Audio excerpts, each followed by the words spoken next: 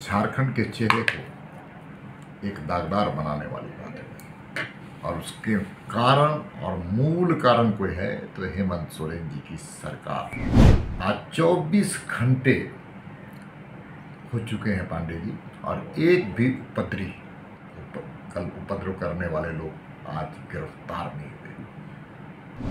आज तक कुछ 24 घंटे बीत जाने के बाद मौन क्यों धारण किए हुए? अब तक तो शिनाख्त हो जानी चाहिए, अब तक तो अपराधियों को जेल के हवाले कर देना चाहिए, लेकिन राज्य की सरकार की मंशा नहीं है।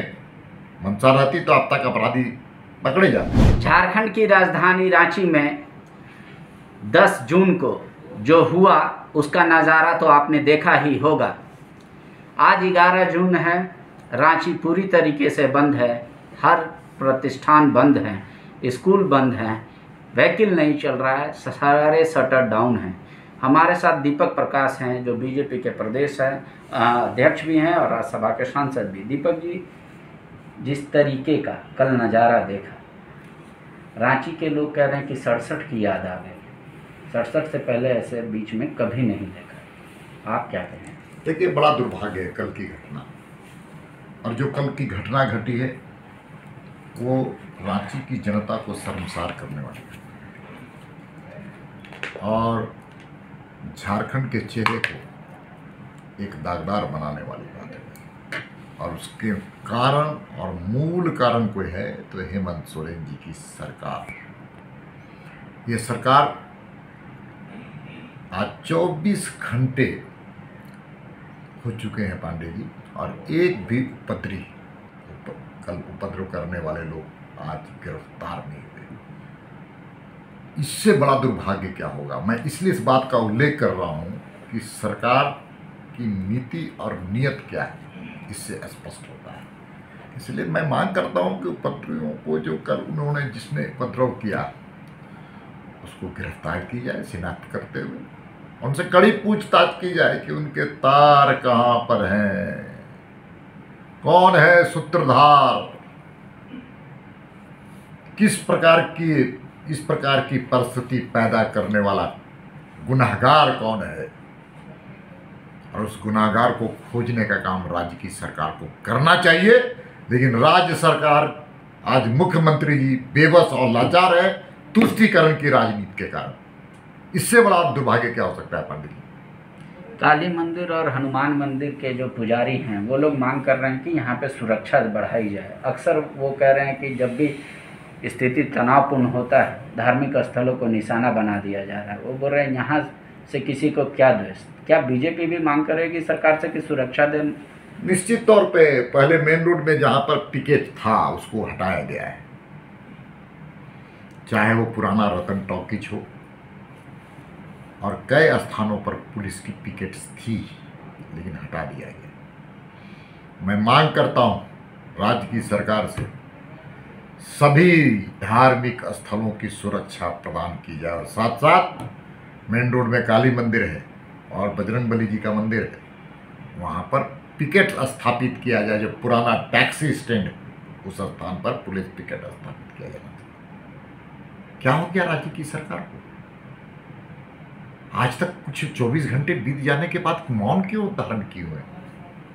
अब तक तो शिनाख्त हो जानी चाहिए, अब तक तो अपराधियों को जेल के हवाले कर देना चाहिए, लेकिन राज्य की सरकार की मंशा नहीं है। मंशा रहती तो अब तक अपराधी पकड़े जाते।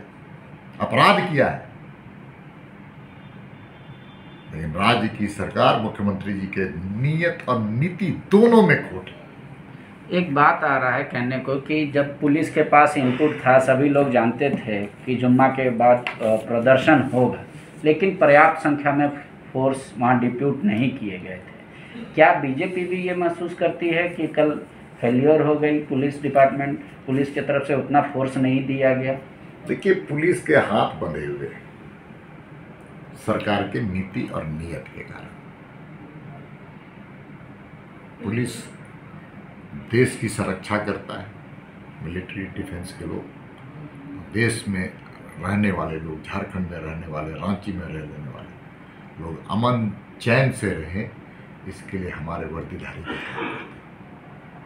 उनके मनोबल को कभी तोड़ने का प्रयास नहीं किया जाना चाहिए। लेकिन राज्य की सरकार की नीयत और नीति में खोट है, इसलिए बेबस और लाचार भी हो जाता है। कभी लोहरदगा में हिंसा, फिर उसके बाद अगजनी, कभी जब जुलूस निकलता है सरहुल का या रामनवमी का वहाँ, फिर ये कल की घटना।